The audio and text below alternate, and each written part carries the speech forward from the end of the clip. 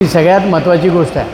अंकुशने ज्या गोष्टीला हात घातला तो विषय म्हणजे भीमाशंकरचा.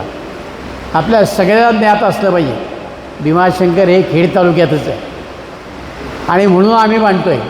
माझं तिथे काही घर नाही, परंतु आपल्या तालुक्याची ती अस्मिता आहे. आपलं एक हिल स्टेशन त्या ठिकाणी आहे. 12 ज्योतिर्लिंगापैकीचं एक ज्योतिर्लिंग त्या ठिकाणी आहे आणि ते खेड तालुक्यापासून काढण्याचं काम जर कोणी करत असेल तर आमचा त्याला विरोध आहे.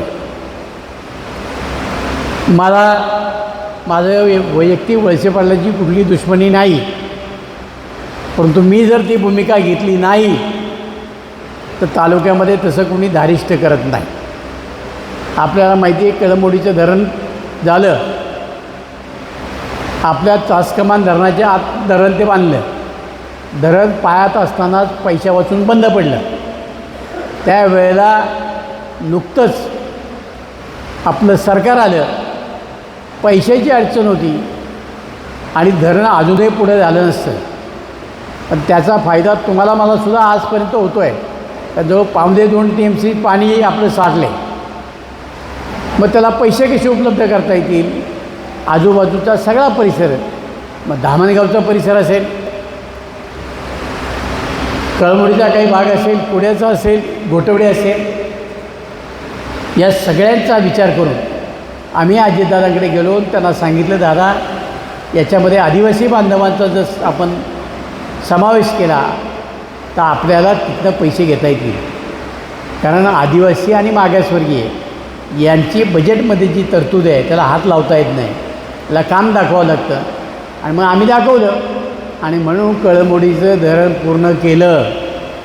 धरण दिलीप मोहितेने पूर्ण केलं. वळसे पाटील साहेब, आखणी तुम्ही केली असेल, पण पैसे कशा पद्धतीने मिळवायचे ते झाले.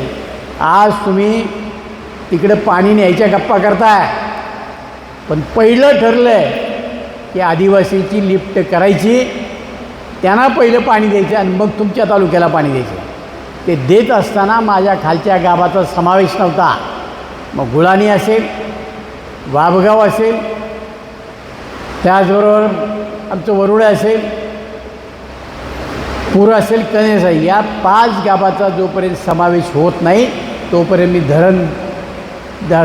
धरणातलं ते उपसा जलसिंचन होऊ देणार नाही. ही भूमिका दिलीप मोहितेने घेतली.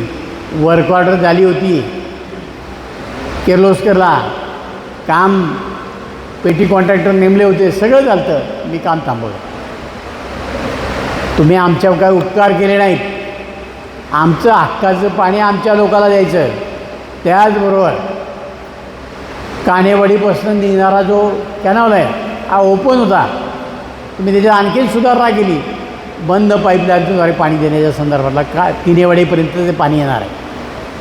अरे हे आम्ही नसता विरोध केला तर तुम्ही आमच्याला वाट्याला येऊ दिलं नसतं. आम्ही विरोध केला म्हणून आज ते आमच्या वाट्याला आलं. तुमचे काय उपकार आमच्यावर नाहीत. भीमाशंकरच्या नावाखाली भीमाशंकर परिसर विकास समिती काढली. एक छदाम खेड तालुक्यामध्ये तुम्ही येऊ दिला नाही. आत्ता 2 वर्षापूर्वी पायऱ्यांचं काम झालं, त्याच्यावर छत बदललं आणि आता परत तुम्ही ते त्या पायऱ्या तोडल्यावरचं छत काढलं. किती पैसा वेस्टेज झाला. आराखडा करताना भविष्याचा तुम्ही काय विचार केला नाही. मोठे तुम्ही रेस्ट हाऊस बांधलं, भाविक भक्तनिवास आंबेगाव तालुक्यात, पाझर तलाव बांधला पिण्याच्या पाण्याकरता, तो आंबेगाव तालुक्यामध्ये. आतासुद्धा तुम्ही बस चालक आंबेगाव तालुक्यात, 2 ठिकाणी पार्किंगची व्यवस्था आंबेगाव तालुक्यात. एकूण 288 कोटी रुपये मंजूर झाले आणि 3ऱ्या टप्प्यामध्ये अंमलात टाकले. इतिहास काय सांगतो की भोरगिरीमध्ये जेव्हा त्रिपुरासुंदर नावाचा राक्षस मातला त्यावेळेस भोरगिरीमध्ये सगळे कोटी ईश्वर, कोटी देव तिथं आले, पिंडीची स्थापना केली. त्याला कोटेश्वर नाव आहे. आणि भीमाशंकर प्रसिद्ध झाले, प्रगट झाले. ते भीमाशंकरला खेड तालुक्यात, हा इतिहास आहे. त्याचं मंदिर बांधलं आणि त्या मंदिराची सगळी व्यवस्था घनदाट जंगल असल्यामुळं बोरगड नावाचा किल्ला त्या ठिकाणी बांधला आणि तिथं सगळी व्यवस्था, तिथं असणारे सगळे पुजारी ब्राह्मण गुरव हे खेड तालुक्यातले आहेत, त्यांना जमीन तिथं दिली गेली. हे सगळे पुरावे आहेत. आणि त्या कोटेश्वराची जिथनं सुरुवात भीमाशंकरला होते त्याचं तुम्ही शेवटच्या टप्प्यात टाकलं. त्याच्यामध्ये बोरगडाचा समावेश तुम्ही केला नाही. माझ्या तालुक्यातला जो रस्ता जातो त्याचा समावेश तुम्ही केला नाही. ज्या वेळेला सुप्रीम कोर्टाची कमिटी आली त्यावेळेला तुम्ही नाही आम्हाला विश्वासात घेतलं, तुम्ही आमचा रस्ता बंद केला आणि तुमच्याकडचा रस्ता चालू ठेवला. तुम्ही सांगितलं असतं की अनादिकालापासून हा रस्ता आहे, हा इतिहास आहे, तर माझ्या तालुक्यातनं भीमाशंकरला डायरेक्ट रस्ता आला. पण जर माझ्या तालुक्यातनं लोक गेले असते तर माझ्या तालुक्याचा विकास झाला असता, तुमचा कदाचित कमी झाला असता. त्या भीतीपोटी तुम्ही आम्हाला त्या ठिकाणी रस्ता होऊ दिला नाही. तिथं भीमाशंकर गुप्त झालं, ते गुप्त भीमाशंकर माझ्या तालुक्यात आहे. सगळे अवशेष माझ्या तालुक्यात आहे. आणि मग आम्ही आवाज उठवल्यानंतर तुम्ही आम्हाला उत्तर कुठं दिलं? बाबाजी काळेंचे बंधू दिवंगत विलास काळे बरोबर दुसऱ्या दिवशी तुम्ही तिथं आलात आणि बाबाजी काळेच्या घरामध्ये तुम्ही पत्रकार परिषद घेताय. स्वर्गीय किसनराव मानखेल्यांचा कार्यक्रम होता त्यावेळेला तुम्ही तिथं सांगताय की आत्तापर्यंत जेवढे आमदार झाले त्याच्यात सुसंस्कृत आहे, जो माझ्या पियेला आया बहिणीवरनं शिव्या देतो, जो बहीणचोद माधुरचोद शिवाय शब्द वापरत नाही, तो सुसंस्कृत आहे. आणि तुम्ही कुठनंच सर्टिफिकेट दिलं त्याला? म्हणजे आपल्या कार्यकर्त्याला आपण नावं ठेवायची आणि विसरतो. तुम्ही पत्रकार परिषदेला दोन बाजूला दोन माणसं घेऊन बसतात. एका बाजूला नाना टाकळकर, त्यांचा इतिहास तुम्हाला माहिती आहे, ज्यांनी खरेदी विक्री संघ चावून खाल्ला. दुसऱ्या बाजूला देवेंद्र बुटे, ज्याने अख्खं ते हुतात्मा राजगुरू कॉलेज चावून खाल्लं. ते दोन ती ससून माणसं होती तुमच्या बाजूला. अशा माणसाबरोबर तुम्ही पत्रकार परिषद घेताय आणि आम्हाला नावं ठेवताय आणि आयरे गैरे म्हणतात. अरे ह्या आयऱ्या गैरीच्या जीवावर तुम्ही मंत्री झालात हे विसरू नका. आता तुमचे संबंध यांच्याशी किती प्रेमाचे आम्हाला माहिती आहे.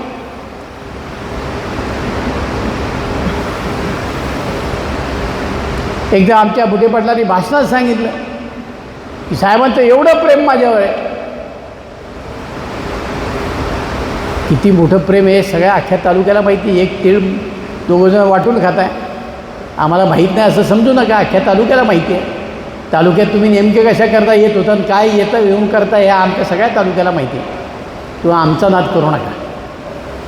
आम्ही आमच्या हक्काकरता लढतो आहे आणि त्याच्याकरता आम्हाला काय किंमत मोजावी लागली, स्वर्गीय नारायण पवारांना सुद्धा मोजावी लागली. 4 वेळा आमदार होऊनसुद्धा त्यांना मंत्रिपद दिलं नाही. आम्ही 3 वेळा आमदार झालो, नाही आम्हाला मिळालं, आम्हाला काही त्याची फिकीर वाटत नाही. आम्ही आमचं राजकारण स्वतः उभं केलं. आमचा बाप आमदार नव्हता, खासदार नव्हता, आम्हाला त्याची काही खंत वाटत नाही. पण तुम्हाला ज्या शरद पवारांच्या आशीर्वादानं तुम्ही आमदार झालात, मंत्री झालात, अध्यक्ष झालात, राज्याच्या सहकारी साखर कारखानदारीचे अध्यक्ष झालात, सगळं तुम्हाला पवारसाहेबांच्यामुळं मिळालं. आज तुमच्याकडचे वैभव केवळ पवारसाहेबांची कृपा आहे. तुम्ही त्यांना सोडलं आणि अजितदादाच्या तंबूत आलात आमच्याबरोबर.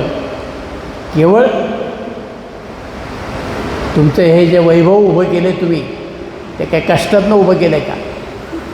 ते वैभव असंच टिकून राहिलं पाहिजे याच्याकरता तुम्ही ह्या उड्या घेतल्या. त्यावेळेस ज्यांनी तुम्हाच्यावर पुत्रवत प्रेम केलं, तुम्हाला सगळ्या प्रकारची मदत केली, सगळ्या प्रकारांना बाहेर काढलं. अरे स्वतःच्या कुटुंबातला माणूस आजारी पडला तर जाता येत नाही. तुम्हाला कात्र दूध संघाच्या वार्षिक सर्वसाधारण सभेमध्ये अटॅक आला. 2 तासात साहेब नवरा बायकोसह तुमच्या भेटी करता आले. तुम्ही विसरलात. तुम्ही कुणाच्या उपकाराची जाणीव ठेवली ना? खेड तालुक्याच्या तुम्ही सांगितलं माझा आजोळ आहे. काय आजोळची भरभराट केली मंत्री असताना? जरा एकदा जाऊन बघा. तिथं केलेली सगळी कामं दिलीप मोहितेने केली. त्यामुळं नाती गुती सांगून संबंध सांगून तुम्ही आज तालुक्याच्या जनतेला फसवायच्या भानगडीत पडणार असाल तर पडू नका. तुम्ही माझ्या तालुक्यावर अन्यायच केला आहे आणि हे माझा तालुका माझे कार्यकर्ते कधी विसरणार नाहीत, हेही तुम्ही लक्षामध्ये ठेवा. तुम्ही त्या दिवशी पत्रकार परिषद घेऊन आणि तीसुद्धा माझ्या विरोधकांच्या घरी घेऊन फार मोठी चूक आयुष्यामध्ये केलेली. आम्ही परिणामाची पर्वा कधीच करत नाही.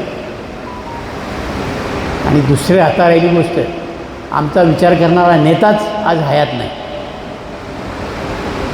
ज्या अजित पवारांच्या जीवावर आम्ही राजकारण करतो तेच आज हयात नाही. त्यामुळे तुमची तक्रार तरी कोणाकडे करायची? पूर्वी पवारसाहेबांकडे करायचं, अजितदादांकडे करायचं, आता करायची कोणाकडे? आणि तुम्ही काय त्यांना भीक घालणार आहे? तुम्ही तुमचा स्वार्थ बघणार आहे का? जिल्हा परिषदेच्या वेळेला दुसऱ्या एखाद्या कार्यकर्त्याला उपाध्यक्षपद दिलं असं जमतं नसतं का? पण स्वतःच्याच पुतण्याच्या वाट्याला घेतलं. तुम्ही तुमचं राजकारण मोठं केलं, बाकीच्यांना मातीत घातलं. तर तिकडे बनके साहेब असतील, तर दिलीप मोहिते असेल, तिकडे अशोक पवार असेल, आमच्या सगळ्यांचं राजकारण संपवण्याकरता तुम्ही किती प्रयत्न केलेत याची आम्हाला पूर्णपणानं कल्पना आहे. आम्ही विसरलेलो नाही. वक्त वक्त की बात आहे. ज्यावेळेला वेळ येईल त्यावेळेला निश्चित उत्तर देऊ, एवढंच तुम्हाला या निमित्तानं सांगतो. कार्यकर्त्याला माझी परत एकदा नम्र विनंती आहे की भीमाशंकरकरता जो काही त्याग करावा लागेल तो करा, त्याच्याकरता कुठली माघार घेऊ नका. एवढीच विनंती मला तुम्हाला या निमित्तानं करायची, कारण ती आपली अस्मिता आहे, तो आपल्या अस्मितेचा प्रश्न आहे. आणि खेड तालुक्याचं ते वैभव आहे, ते वैभव राखण्याकरता आणि खेड तालुक्याच्या खाली आंबेगावचं शेपूट लावून न देण्याकरता तुम्हाला जे जे करता येईल ते करा. आणि ज्या तालुक्याच्या आमदारानं त्यांना संमती दिली, तालुक्यातल्या जनतेला सुद्धा कळलं पाहिजे की हा किती निर्बुद्ध आहे, बालिश आहे. की तालुक्याच्या अस्मितेचा विषय बाजूला सोडून केवळ एखादा आपल्याला चांगला म्हणला म्हणून सगळं सोडून त्याच्या मागं लागायचं आणि तो म्हणेल तसं वागायचं, हे कितपत योग्य आहे. आणि म्हणून भविष्यामध्ये हे असं बालिश बाळ तुम्हाला घरी पाठवायचं आहे, त्याच्याकरता आजपासून कामाला लागा. आणि त्याची सुरुवात मतदारयादीपासून याची जाणीव आपल्या सगळ्यांना असू द्या. म्हणून आजची बैठक होती, याचा विचार सगळ्या कार्यकर्त्यांनी करावा. इथं बैठक संपल्यानंतरसुद्धा आपल्या गावातलं नाव इथं अंकुश राक्षेनं आपण द्यायचं आहे, त्याचं नाव द्यायचं, त्याचा फोन नंबर द्यायचा, सगळं द्या. आणि उद्याच्या ग्रामपंचायतीची, उद्याच्या येणाऱ्या सगळ्या निवडणुकीची तयारी आपल्याला करायची. आजपासून कामाला लागूया. धन्यवाद. जय हिंद, जय महाराष्ट्र.